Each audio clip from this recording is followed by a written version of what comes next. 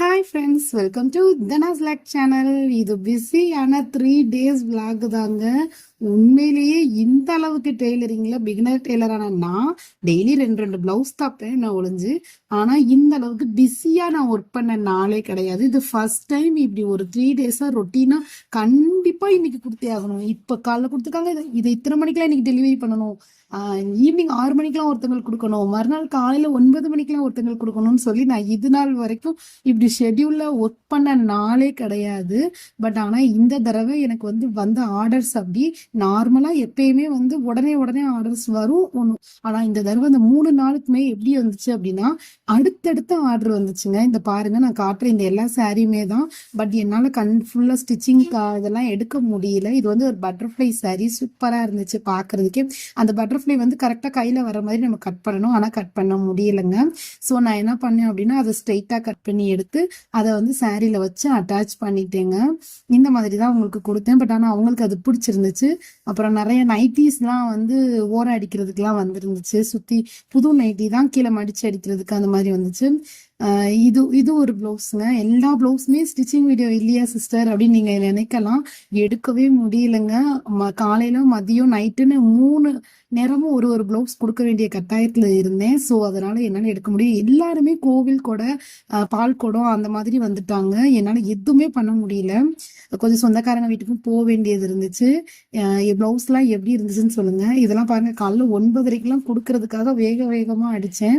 இது evening 6 o'clock ஒருத்தவங்களுக்கு கொடுக்கறதுக்கு இந்த சாரி அடிச்சேன். இவங்க முளைப்பாரி அடிக்கிறதுக்கு கும்மி அடிக்கிறதுக்கு சாரி வேணும் அப்படின்னு சொல்லி அவங்களும் உடனே எனக்கு தச்சு கொடுங்கன்னு கேட்டிருந்தாங்க. ஸோ இந்த வீக் இந்த ஒரு 3 day இந்த விளாக், அதாவது திங்கள் செவ்வாய் புதன்கிழமை கூட கொஞ்சம் ரிலீஃப் தான். திங்களும் செவ்வாயும் ஃபுல் ஒர்க்குங்க எனக்கு. அதோட வீட்டு வேலையும் பாக்குற மாதிரி இருந்துச்சு. இது மட்டும் தாங்க புதன்கிழமை காலையில, அதாவது இன்னைக்கு காலையில நான் எடுத்துட்டு இருக்க விளாகு. இந்த டைமிங் மட்டும்தான் நான் ரிலாக்ஸா ஒர்க் பண்ணேன். மற்ற 2 நாளுமே வீடியோ கூட எடுக்க முடியல. ஏன்னா எடுத்து நம்ம ட்ரைபாட் மாட்டி அதை எடுக்கிறதுக்குள்ளேயுமே நம்ம அதை கட் பண்ணி அவங்களுக்கு அன்னைக்கு காலையில கொடுத்தாகணும். காலையில ஒரு பிளவுஸ், மதியம் ஒரு பிளவுஸ், நைட் ஒரு பிளவுஸ்ன்னு சொல்லி ஆர்டர்ஸ் வந்திருந்ததுனால நான் டக்குன்னு கொடுக்க வேண்டிய சுச்சுவேஷனா இருந்துச்சு. நானும் ஹாப்பியா இருந்தேன். பட் ஆனா கொஞ்சம் ஒர்க், எவ்வளவு காசு கொடுத்தாலும் அதிகமா வேலை பார்க்க மாட்டேன் அப்படின்றது தெரியும். பட் ஆனா கண்டிப்பா 2 பிளவுஸ் தான், அதை விட இல்ல. ஆனா எனக்கு ரொம்ப பிடிச்சிருந்துச்சு. அதாவது அந்த கஸ்டமர் எனக்கு பால் கூட எடுக்கிற சிஸ்டர் அப்படின்னு சொல்லும் போது என்னால முடியவே இல்லை. அதை வேண்டான்னு என்னால சொல்ல முடியல. மேக்சிமம் நான் உங்களுக்கே தெரியும், நான் நார்மலா பிளவுஸ் தைக்கிறவங்க காட்டிலும் அவசர ஆர்டர் கொடுத்தாங்கன்னா கண்டிப்பா வாங்குவேன். அதை நீங்க பிகினர் டெய்லரா இருந்தா கண்டிப்பா நீங்களும் வாங்குங்க.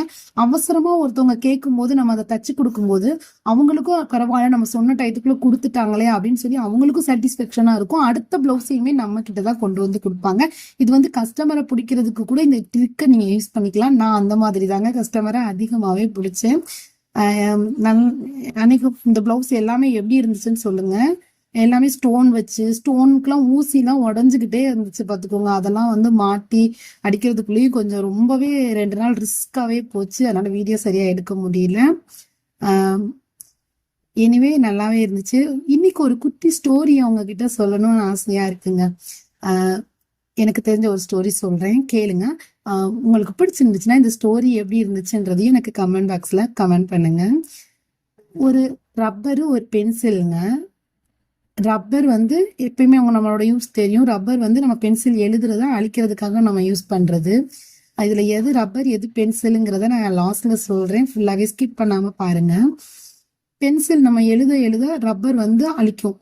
அப்போ பென்சில் கேட்டுச்சான், நான் எழுத நீ நான் பண்ற தப்ப நீ திருத்த நீ கரைஞ்சுக்கிட்டே இருப்ப அப்படின்னு சொல்லிச்சான். அப்ப அதுக்கு இந்த ரப்பர் சொல்லிச்சான், நான் கரையிற பத்தி எனக்கு கவலை இல்லை, நான் என்னோட கடமையை தான் நான் செய்யறேன். சோ நான் கரையிறத பத்தி எனக்கு கவலை இல்லை, நான் உன்னோட தப்ப நான் திருத்துறேன் அப்படிங்கிறது என்னோட கடமை, நான் அதுக்காக தான் படைக்கப்பட்டேன். சோ நான் அதனால அந்த கடமையை நான் கரெக்டா செய்யறேன், அதுவே எனக்கு கிடைச்ச பெரிய வெற்றி தான் அப்படின்னு சொல்லி அது சொல்லிச்சாம். அதுக்கு பென்சில் பரவாயில்ல அப்படின்னு நினைச்சிச்சாம். ஆனா அந்த ரப்பர் யாரு அப்படின்னா, அந்த ரப்பர் தாங்க நம்மளோட பெற்றோர்கள்.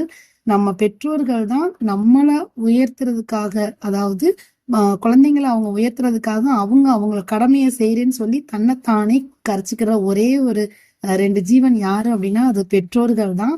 இது உண்மையா இல்லையா அப்படிங்கறத எனக்கு கமெண்ட் பாக்ஸ்ல கமெண்ட் பண்ணுங்க. எனக்கு எங்க அப்பா அம்மா ரொம்ப பிடிக்கும். உங்களுக்கு யார் யாரெல்லாம் கண்டிப்பா உங்களோட பேரண்ட்ஸ் உங்களை தூக்கி விடுறதுக்கு யார் யாரெல்லாம் ஹெல்ப் பண்ணாங்க, எப்படிலாம் ஹெல்ப் பண்ணாங்கன்றத கொஞ்சம் நினைச்சு பார்த்துட்டு இந்த ஸ்டோரி உங்களுக்கு பிடிச்சிருந்துச்சுன்னா ஒரு லைக்கும் கொடுத்துருங்க.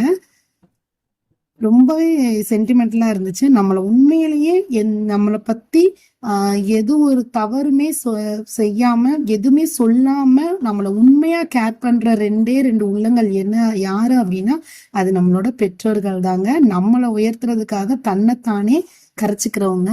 சோ அம்மாவும் ஒரு வழினா அப்பாவும் ஒரு வழியில தான். 2 பேருமே முக்கியம் தாங்க. இது உண்மை அப்படின்னா மறக்காம கமெண்ட் பண்ணுங்க. ஏதோ இந்த ஸ்டோரி உங்ககிட்ட பகிர்ந்துக்கணும்னு தோணுச்சு. இந்த ஸ்டோரி நான் சொன்ன விதம் பிடிச்சிருந்துச்சுனாலும் கண்டிப்பா எனக்கு கமெண்ட் பாக்ஸ்ல தெரிவிங்க. இந்த பிளவுஸ் வந்து அன்னைக்கு புதன்கிழமை காலையில நான் கட் பண்ணிட்டு இருக்கேங்க. கட் பண்ணிட்டு அதுக்குரிய ஸ்டிச்சிங் ஒர்க்கையும் பண்ணி இது ஏற்கனவே ஒரு சிஸ்டர் வந்து ஒரு நாள் வந்து திடீர்னு நைட்டு ஒரு 7 மணி போல, ஆமா நைட்டு 7 மணி போல பிளவுஸ் 3 பிளவுஸ் கொடுத்துட்டு, ரொம்ப சின்ன பிளவுஸ் தான் பட் டக்குன்னு அடிச்சிடலாம், அதனால 3 பிளவுஸையும் கொடுத்துட்டு எனக்கு வந்து மறுநாள் காலையில ஒரு 11 மணிக்குள்ளாமே இந்த 3 பிளவுஸையும் கொடுங்க சிஸ்டர் அப்படின்னு கேட்டிருந்தாங்க. நான் 3 அதனால வீடியோ என்னால எடுக்க முடியல. 3 பிளவுஸையும் ஒன்னா போட்டு கட் பண்ணி அவங்களுக்கு 2 பிளவுஸ் நான் கொடுக்குறேன் சிஸ்டர், ரொம்ப ரிஸ்க் எடுத்தோம்னு வச்சுக்கோங்களேன் பேக் பெயின் வந்துடும். ஸோ அதனால நான் 2 பிளவுஸ் வேணா தாரேன் சிஸ்டர், நைட் ஈவினிங்குள்ள உட்காந்து நதைச்சு இன்னொரு பிளவுஸும் மறுநாள் தாரேன் அப்படின்னு சொல்லியிருந்தேன். அதே மாதிரி 2 பிளவுஸ் உங்களுக்கு கொடுத்துட்டேன். இது இன்னொரு பிளவுஸும் சேர்த்து கட் பண்ணி வச்சுட்டேன். 3யுமே நம்ம எப்பயுமே ஒன்னா தானே கட் பண்ணுவோம், கட் பண்ணி வச்சுட்டேன். ஸோ அந்த பிளவுஸையும் இன்னைக்கு காலையில தான் நான் அதை ஃபினிஷ் பண்ணேன். இது அவங்க கொடுத்திருந்தது வந்து ஞாயிற்றுக்கிழமை கொடுத்துருந்தாங்க. ஞாயிற்றுக்கிழமை ஈவினிங் அவங்க அடிச்சு கொடுத்துட்டேன். மீதி இருக்க அந்த ஒரு பிளவுஸும் நான் இன்னைக்கு அடிச்சேன். இப்ப இந்த 1 வீக்காவே இந்த 3 நாளாவே வந்து நம்ம ஸ்டோனா வச்சிருந்ததுனால அடிச்சு திருப்பினதுனால ஊசி வந்து என்ன ஆயிடுச்சு அப்படின்னா மொட்டையாயிருச்சுங்க. நம்ம ஸ்டிச் பண்ணும்போது அப்படியே துணியை வந்து இழுத்துக்கிட்டே இருந்துச்சு. அப்போ வந்து கஸ்டமரோட துணி வந்து ரொம்ப வம்பா போயிரும் அப்படின்னு சொல்லிட்டு நம்ம ஊசி இன்னைக்கு சேஞ்ச் பண்ணிடலாம் அப்படின்னு சொல்லி இன்னைக்கு மார்னிங் வந்து ஊசியை சேஞ்ச் பண்ணிட்டு இருந்தேன். அந்த ஊசியுமே நான் எடுத்து தூர போடல. அது வந்து இதே மாதிரி ஸ்டோன் யாராவது வைக்க கொடுக்கும் போது நம்ம ஊசியை சேஞ்ச் பண்ணி அடிச்சுக்கலாம் அப்படின்னு சொல்லிட்டு அதையுமே நான் எடுத்து பத்திரமா தான் வச்சுட்டேன். ஊசியை வந்து நம்ம திருப்புளி எல்லாம் தேட மாட்டேங்க. அந்த டைமிங்ல என் கையில வந்து ஒரு குசி கிளிப் தான் கிடைச்சிச்சு. ஸோ அதை வச்சு அந்த நட்டை லூஸ் பண்ணிட்டு ஊசியையுமே மாட்டிட்டேன். ஊசியை அந்த இதுல இருந்து ரிமூவ் பண்ணி எடுத்துட்டு புது ஊசி நிறைய பேர் நீங்க பிகினர் வந்து மாட்ட தெரியாம கூட இருப்பீங்க. மாட்ட தெரியாதவங்களுக்காக நான் சொல்றேன். புது ஊசி எடுத்தீங்க அப்படின்னா அந்த ஊசியோட ஓட்டை இருக்கு பாத்தீங்களா, அந்த ஓட்டையில ஜஸ்ட் முன்னாடி அந்த ஓட்டை கிட்ட வந்து ஒரு பெண்டிங் மாதிரி இருக்கும். நான் இப்ப கையில தேய்க்கும் போது எனக்கு வந்து சொரன்னு இருந்துச்சு. சோ அப்ப வந்து அந்த ஊசி வந்து மொட்டையாயிருச்சுன்றது தெரிஞ்சுட்டு அந்த ஊசியை பத்திரமா எடுத்து வச்சுட்டேன்.